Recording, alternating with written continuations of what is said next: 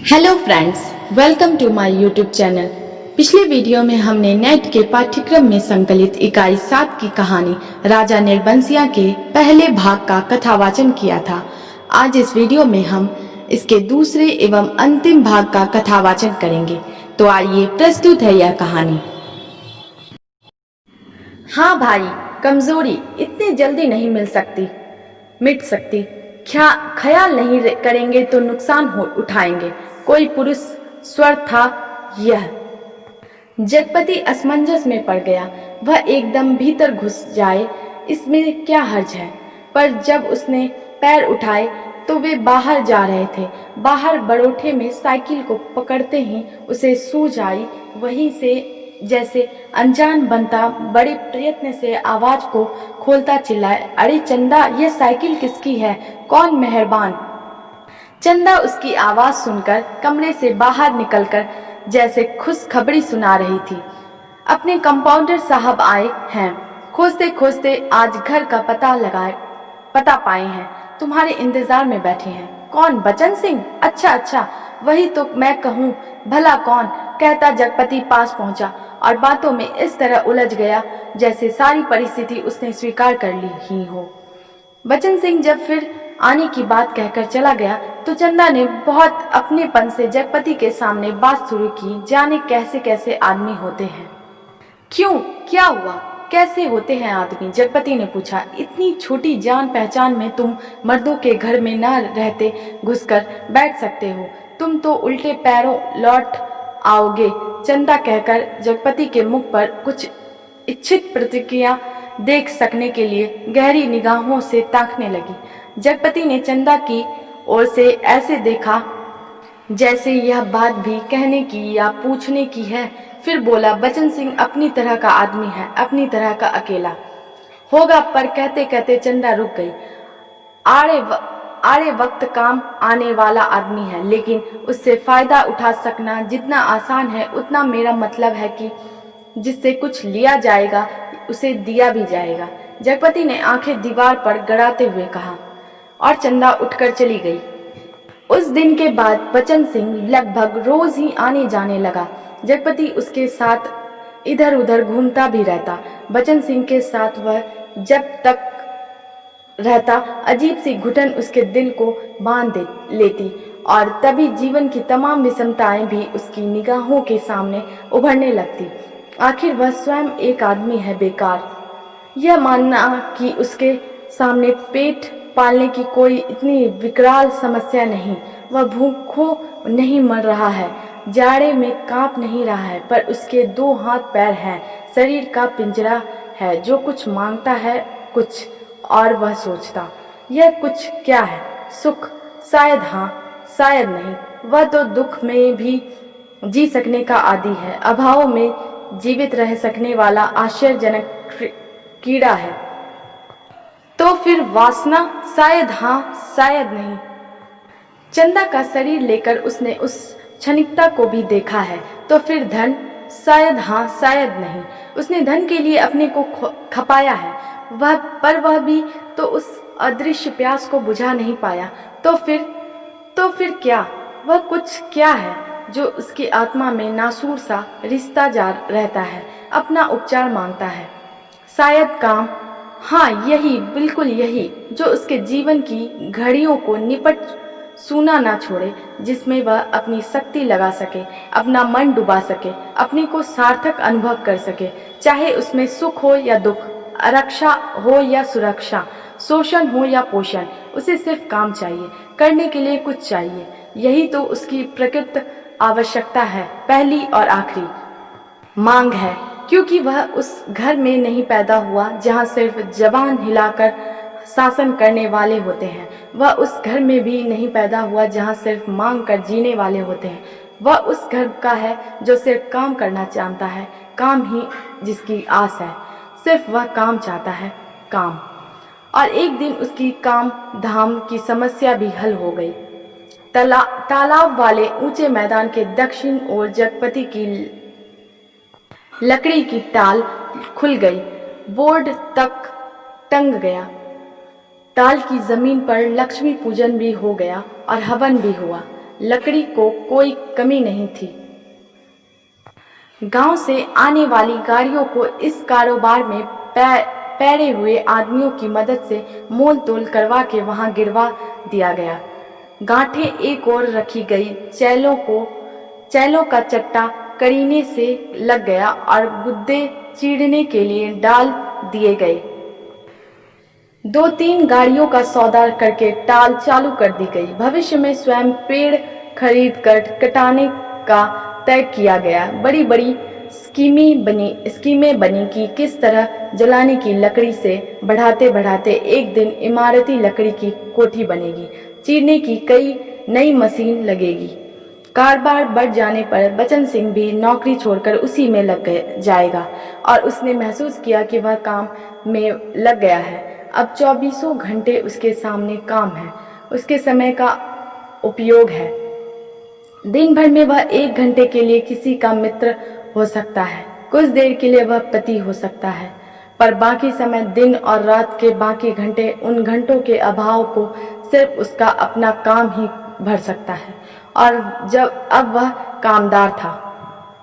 कामदार तो था, लेकिन जब टाल की उस ऊंची जमीन पर पड़े छप्पर के नीचे तख्त पर वह गल्ला रखकर बैठता, सामने लगे लकड़ियों के ढेर, कटे हुए पेड़ के तने, जड़ों को लुढ़का हुआ देखता, तो एक निरीहता बरबस उसके दिल को बांधने लगती। उसे लगता एक व्यर्थ पिशाच का शरीर टुकड़े टुकड़े करके उसके सामने डाल दिया गया है।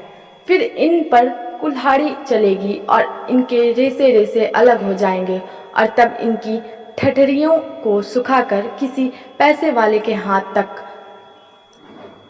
पर तौल कर बेच दिया जाएगा और तब उसकी निगाहें सामने खड़ी ताड़ पर अटक जाती, जिसके बड़े बड़े पत्तों पर सुर्ख गर्दन वाले गिद्ध पर फड़फड़ाकर देर तक खामोश बैठे रहते। ताड़ का काला गड़ेड़दार तना और उसके सामने ठहरी हुई वायु में निस्सहाय कांपती भारहीन नीम की पत्तियां चकराती झड़ती रहती। धूल भरी धरती पर लकड़ी की गाड़ियों के पहियों की पड़ी हुई लीक धुंधली सी चमक उठती और बगल वाले मूंगफली के पेंच की एक रस खड़खड़ाती आवाज कानों में भरने लगती। बगल वाली कच्ची पगडंडी से कोई गुजरकर टीले के ढलान से तालाब की निचाई में उतर जाता, जिसके गंदले पानी में कूड़ा तैरता रहता और सूअर कीचड़ में मुंह डालकर उस कूड़े को रौंदते दोपहर सिमटती और शाम की धुंध छाने लगती। तो वह लालटेन जलाकर छप्पर के खंबे की कील में टांग देता और उसके थोड़ी ही देर बाद अस्पताल वाली सड़क से बचन सिंह एक काले धब्बे की तरह आता दिखाई पड़ता। गहरे पड़ते अंधेरे में उसका आकार धीरे धीरे बढ़ता जाता और जगपति के सामने जब वह आकर खड़ा होता तो वह उसे बहुत विशाल सा लगने लगता, जिसके सामने उसे अपना अस्तित्व डूबता महसूस होता। एक आध बिक्री की बातें होती और तब दोनों घर की ओर चल देते। घर पहुंचकर बचन सिंह कुछ देर जरूर रुकता, बैठता, इधर इधर की बातें करता। कभी मौका पड़ जाता तो जगपति और बचन सिंह की थाली भी साथ लग जाती। चंदा सामने बैठकर दोनों को खिलाती। बचन सिंह बोलता जाता, क्या तरकारी बनी है, मसाला ऐसा पड़ा है कि उसकी भी बहार है और तरकारी का स्वाद भी न मरा। होटलों में या तो मसाला ही मसाला रहेगा या सिर्फ तरकारी ही तरकारी।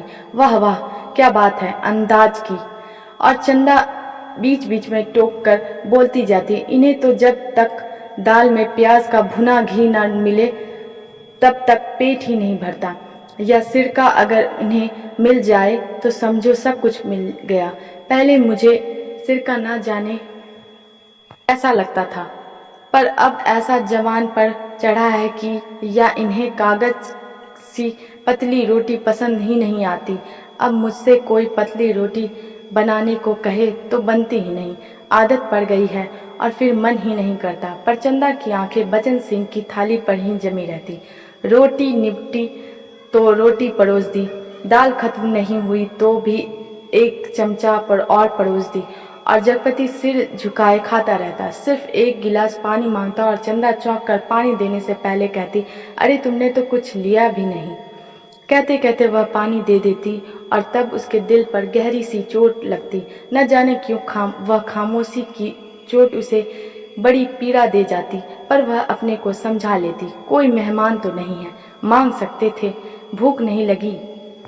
जगपति खाना खाकर टाल पर लेटने चला जाता, क्योंकि अभी तक कोई चौकीदार नहीं मिला था। छप्पर के नीचे तख्त पर जब वह लेटता तो अनायास ही उसका दिल भर भर आता। पता नहीं कौन कौन से दर्द एक दूसरे से मिलकर तरह तरह की टीस, चटक और ऐंठन पैदा करने लगते। कोई एक रग देखती तो वह सहलाता भी। जब सभी नसें चटकती हों तो कहाँ कहाँ राहत का अकेला हाथ सहलाए। लेटे लेटे उसकी निगाह ताड़ के उस ओर बनी पुख्ता कब्र पर जम जाती, जिसके सिरहाने कटीला बबूल का एकाकी पेड़ सुन्न सा खड़ा रहता।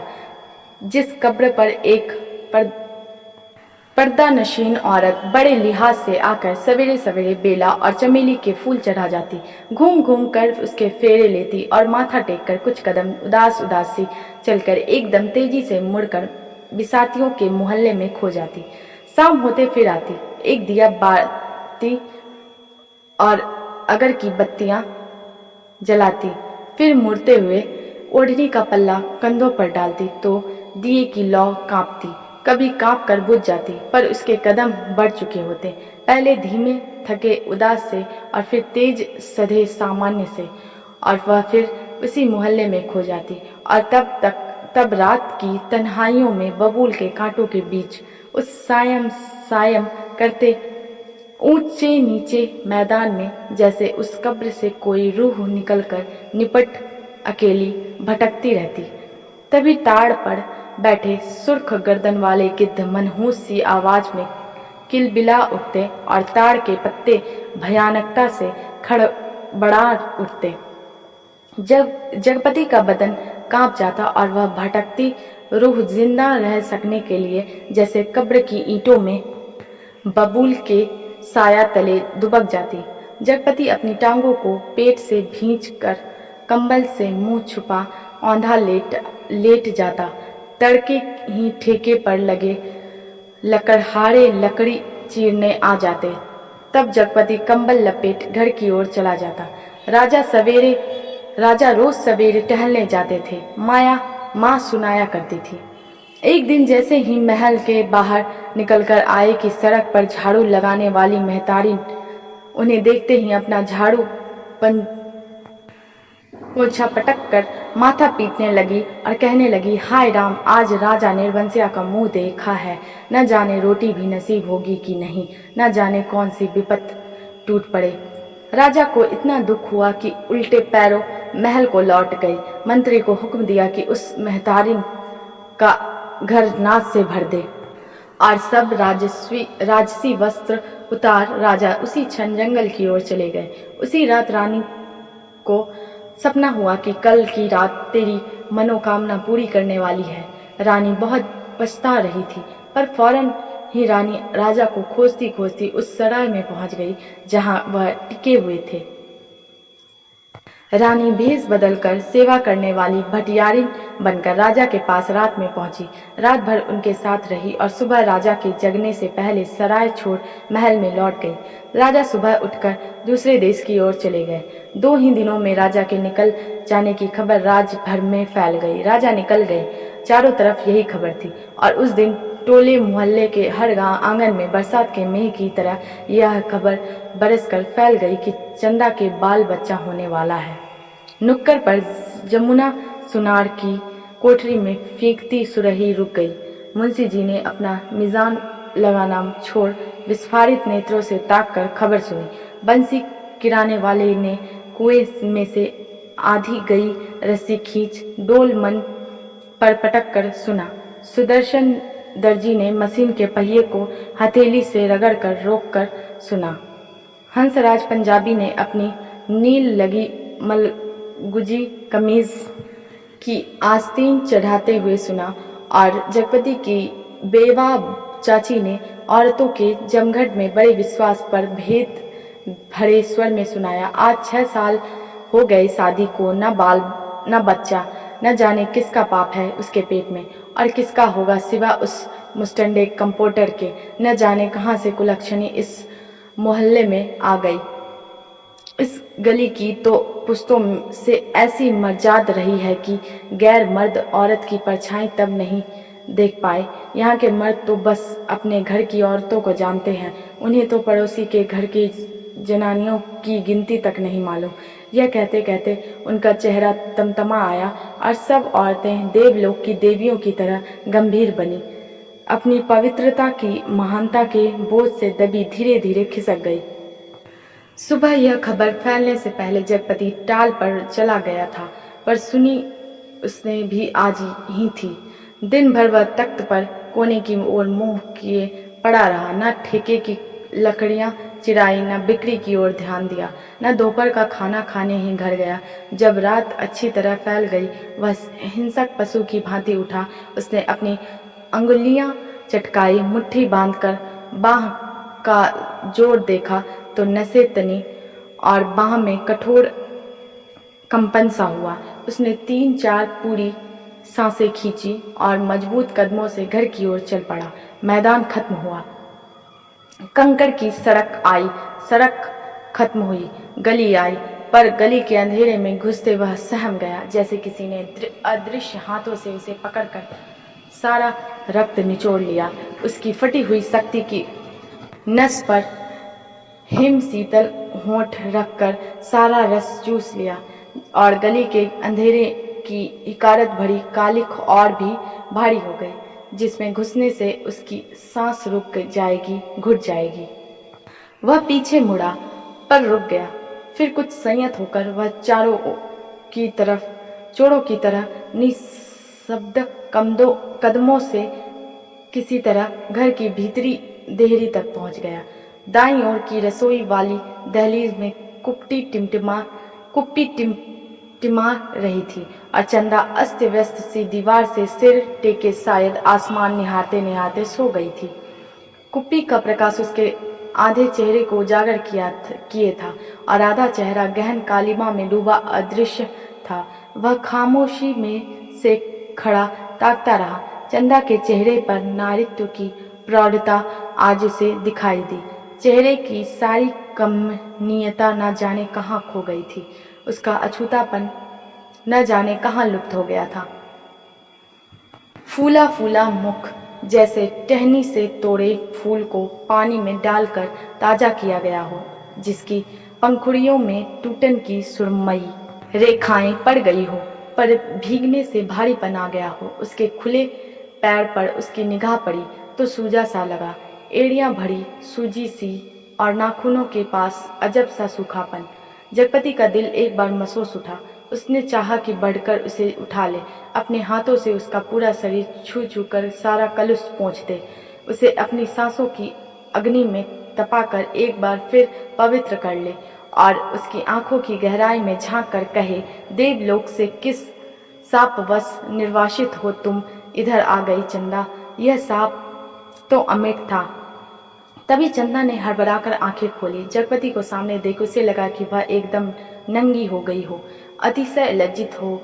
उसने अपने पैर समेट लिए, घुटनों से धोती नीचे सरकाई और बहुत संयत सी उठकर रसोई के अंधेरे में खो गई। जगपति एकदम हताश हो वहीं कमरे की देहरी पर चौखट से सिर टिका बैठ गया। नजर कमरे में गई तो लगा कि पराए स्वर यहाँ गूंज रहे हैं, जिनमें चंदा का भी एक है। एक तरफ घर के हर कोने से अंधेरा सैलाब की तरह बढ़ता आ रहा था। एक अजीब निस्तब्धता, असमंजस गति पर पथभ्रष्ट शक्लें पर आकारहीन। खाना खा लेते चंदा का स्वर कानों में पड़ा। वह अनजाने ऐसे उठ बैठा जैसे तैयार बैठा हो। उसकी बात की आज तक उसने अवज्ञा ना की थी। खाने तो बैठ गया पर कौड़ नीचे नहीं सरक रहा था। तभी चंदा ने बड़े सधे शब्दों में कहा, कल मैं गांव जाना चाहती हूँ। जैसे वह इस सूचना से परिचित था। बोला, अच्छा। चंदा फिर बोली, मैंने बहुत पहले घर चिट्ठी डाल दी थी, भैया कल लेने आ रहे हैं। तो ठीक है, जगपति वैसे ही डूबा डूबा बोला। चंदा का बांध टूट गया और वहीं घुटनों में मुंह दबाकर कातर सी फपक कर रो पड़ी। ना उठ सकी, ना हिल सकी। जगपति क्षण भर को विचलित हुआ, पर जैसे जम जाने के लिए उसके होंठ फड़के और क्रोध के ज्वालामुखी को जबरन दबाते हुए भी वह फूट पड़ा। यह सब मुझे क्या दिखा रही है बेशर्म बेगैरत। उस वक्त नहीं सोचा था जब जब मेरी लाश तले, तब तब की बात झूठ है। सिसकियों के बीच चंदा का स्वर फूटा। लेकिन जब तुमने मुझे बेच दिया। एक भरपूर हाथ चंदा की कनपटी पर आग सुलगाता पड़ा और जगपति अपनी हथेली दूसरी से दबाता खाना छोड़ कोठरी में घुस गया और रात भर कुंडी चढ़ाए उसी कालिख में घुटता रहा। दूसरे दिन चंदा घर छोड़ अपने गांव चली गई। जगपति पूरा दिन और रात टाल पर ही काट देता, उसी वीराने में, तालाब के बगल, कब्र, बबूल और ताड़ के पड़ोस में।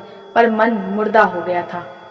जबरदस्ती वह अपने को वहीं रोके रहता। उसका दिल होता कहीं निकल जाए, पर ऐसी कमजोरी उसके तन और मन को खोखला कर गई थी कि चाहने पर भी वह जा न पाता। हिकारत भरी नजरें सहता, पर वहीं पड़ा रहता।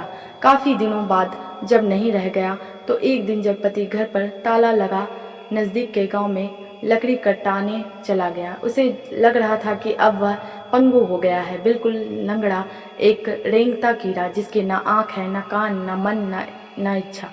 वह उस बाग में पहुंच गया जहां खरीदे पेड़ कटने थे।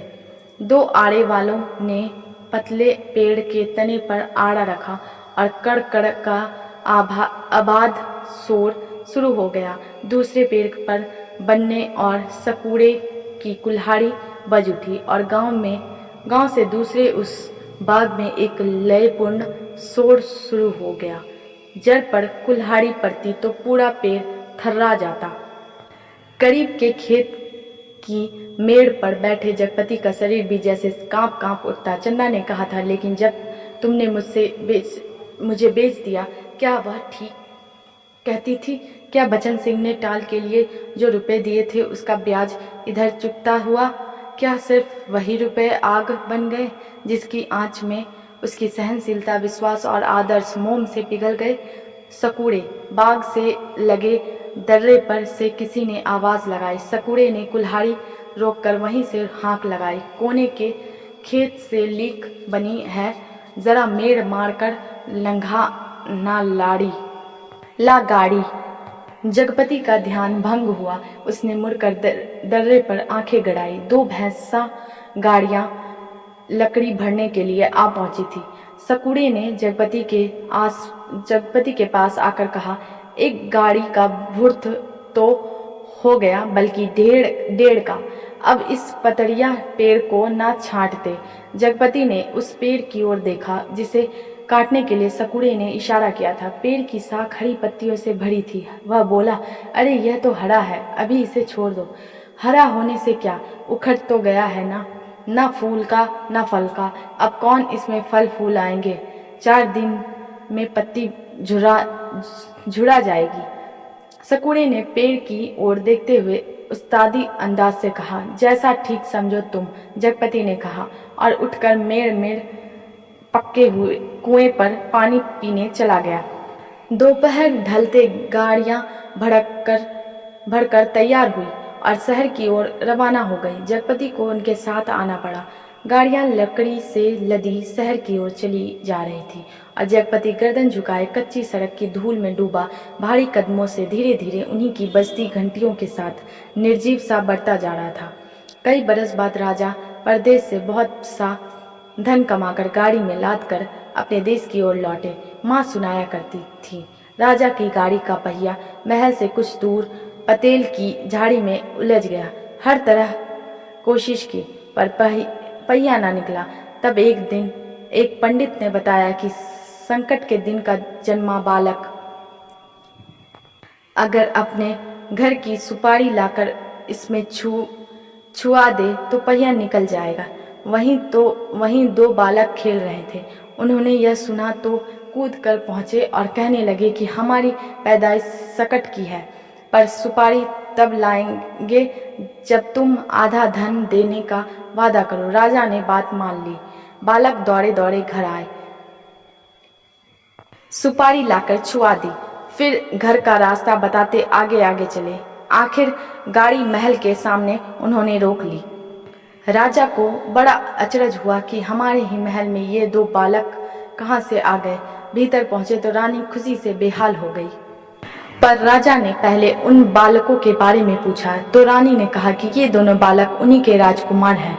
राजा को विश्वास नहीं हुआ। रानी बहुत दुखी हुई। गाड़ियां जब टाल पर आकर लगी और जगपति तख्त पर हाथ पैर ढीले करके बैठ गया तो पगडंडी से गुजरते मुंशी जी ने उसके पास आकर बताया, अभी उस दिन वसूलों में तुम्हारा ससुराल के नजदीक एक गांव में जाना हुआ तो पता लगा कि 15-20 दिन हुए चंदा के लड़का हुआ है। और फिर जैसे मोहल्ले में सुनी सुनाई बातों पर पर्दा डालते हुए बोले भगवान के राज में देर है, अंधेर नहीं जगपति भैया। जगपति ने सुना तो पहले उसने गहरी नजरों से मुंशी जी को ताका, पर वह उनके तीर का निशाना ठीक ठीक नहीं खोज पाया। पर सब कुछ सहन करते हुए बोला, देर और अंधेर दोनों है। अंधेर तो सरासर है, तिरिया चरित्र है, सब बड़े बड़े हार गए हैं। कहते कहते मुंशी जी रुक गए, पर कुछ इस तरह जैसे कोई बड़ी भेद भरी बात है जिसे उनकी गोल होती हुई आंखें समझा देंगी। जगपति मुंशी जी की तरफ ताकता रह गया। मिनट भर मनहूस सा मौन छाया रहा। उसे तोड़ते हुए मुंशी जी बड़ी दर्द भरी आवाज में बोले, सुन तो लिया होगा तुमने, क्या कहने को जगपति कह गया। पर उसे लगा कि अभी मुंशी जी उस गांव में फैली बातों को ही बड़ी बेदर्दी से कह डालेंगे। उसने नाहक पूछा। तभी मुंशी जी ने उसकी नाक के पास मुंह ले जाते हुए कहा, चंदा दूसरे के घर बैठ रही है, कोई मधुसूदन है वहीं का, पर बच्चा दीवार बन गया है। चाहते तो वो यही है कि मर जाए तो रास्ता खुले, पर राम जी की मर्जी। सुना है बच्चा रहते भी वह चंदा को बैठाने को तैयार है। जगपति की सांस गले में अटक कर रह गई। बस आंखें मुंशी जी के चेहरे पर पथराई सी जरी थी। मुंशी जी बोले, अदालत से बच्चा तुम्हें मिल सकता है, अब काहे का शर्म लिहाज। अपना कहकर किस मुंह से मांगू बाबा, हर तरफ तो कर्ज से दबा हूँ, तन से, मन से, पैसे से, इज्जत से, किसके बल पर दुनिया सजोने की कोशिश करूं। कहते कहते वह अपने में खो गया। मुंशी जी वहीं बैठ गए। जब रात झुक आई तो जगपति के साथ ही मुंशी जी भी उठे। उसके कंधे पर हाथ रखे वे उसे गली तक लाए। अपनी कोठरी आने पर पीठ सहलाकर उन्होंने उसे छोड़ दिया। वह गर्दन झुकाए गली के अंधेरे में उन्हीं ख्यालों में डूबा ऐसे चला आया जैसे कुछ हुआ ही ना हो। पर कुछ ऐसा बोझ था जो ना सोचने देता था और ना समझने। जब चाची की बैठक के पास से गुजरने लगा तो सहसा उसके कानों में भनक पड़ी, आ गए सत्यानाशी कुलबोड़न। उसने जरा नजर उठाकर देखा तो गली की चाची भौजाइयां बैठक में जमा थी और चंदा की चर्चा छिड़ी थी, पर वह चुपचाप निकल गया। इतने दिनों बाद ताला खोला और बड़ोठे के अंधेरे में कुछ सूझ ना पड़ा तो एक वह रात उसकी आंखों के सामने घूम गई जब वह अस्पताल से चंदा के साथ लौटा था। बेवा चाची का वह जहर बूझ तीर आ गए राजा निर्बंसिया अस्पताल से, और आज सत्यानाशी कुलबोड़न और स्वयं उसका वह वाक्य जो चंदा को छेद गया था, तुम्हारे कभी कुछ ना होगा। और उस रात की शिशु चंदा का लड़का हुआ है। वह कुछ और जनती, आदमी का बच्चा ना जनती, वह और कुछ भी जनती, कंकर पत्थर, वह नारी ना बनती, बच्ची ही बनी रहती। उस रात की शिशु चंदा। पर चंदा यह सब क्या करने जा रही है? उसके जीते जी वह दूसरे के घर बैठने जा रही है। कितने बड़े पाप में धकेल दिया चंदा को, पर उसे भी तो कुछ सोचना चाहिए। आखिर क्या? पर मेरे जीते जी तो यह सब अच्छा नहीं। वह इतनी घृणा बर्दाश्त करके भी जीने को तैयार है, या मुझे जलाने को। वह मुझे नीच समझती है, कायर नहीं। तो एक बार खबर तो लेती, बच्चा हुआ तो पता लगता, पर नहीं, वह उसका कौन है? कोई भी नहीं। औलाद ही तो वह स्नेह की धुरी है जो आदमी औरत के पहियों को साध कर तन के दलदल से पार ले जाती है।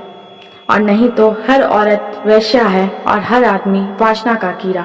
तो क्या चंदा औरत नहीं रही? वह जरूर औरत थी, पर स्वयं मैंने उसे नरक में डाल दिया। वह बच्चा मेरा कोई नहीं, पर चंदा तो मेरी है। एक बार उसे ले आता, फिर यहाँ रात के मोहक अंधेरे में उसके फूल से अधरों को देखता, निर्द्वंद सोई पलकों को निहारता, सांसों की दूध सी अछूती महक को समेट लेता। आज का अंधेरा, घर में तेल भी नहीं जो दिया जला दे ले। और फिर किसके लिए कौन जलाए? चंदा के लिए, पर उसे तो बेच दिया था। सिवा चंदा के कौन सी संपत्ति उसके पास थी जिसके आधार पर कोई कर्ज देता? कर्ज ना मिलता तो यह सब कैसे चलता? काम पेड़ कहाँ से कटते? और तब सकुरे के वे शब्द उसके कानों में गूंज गए, हरा होने से क्या, उखड़ तो गया है। वह स्वयं भी तो एक उखड़ा हुआ पेड़ है, ना फल का ना फूल का, सब व्यर्थ ही तो है। जो कुछ सोचा उस पर कभी विश्वास न कर पाया। चंदा को चाहता रहा, पर उसके दिल में चाहत ना जगा पाया। उसे कहीं से एक पैसा मांगने पर डांटता रहा, पर खुद लेता रहा। और आज वह दूसरे के घर बैठ रही है। उसे छोड़कर वह अकेला है। हर तरफ बोझ है जिसमें उसकी नस नस कुचली जा रही है, रग रग फट गई है। और वह किसी तरह टटोल कर भीतर घर में पहुंचा। रानी अपने कुल देवता के मंदिर में पहुंची। माँ सुनाया करती थी, अपने सतीत्व को सिद्ध करने के लिए उन्होंने घोर तपस्या की। राजा देखते रहे।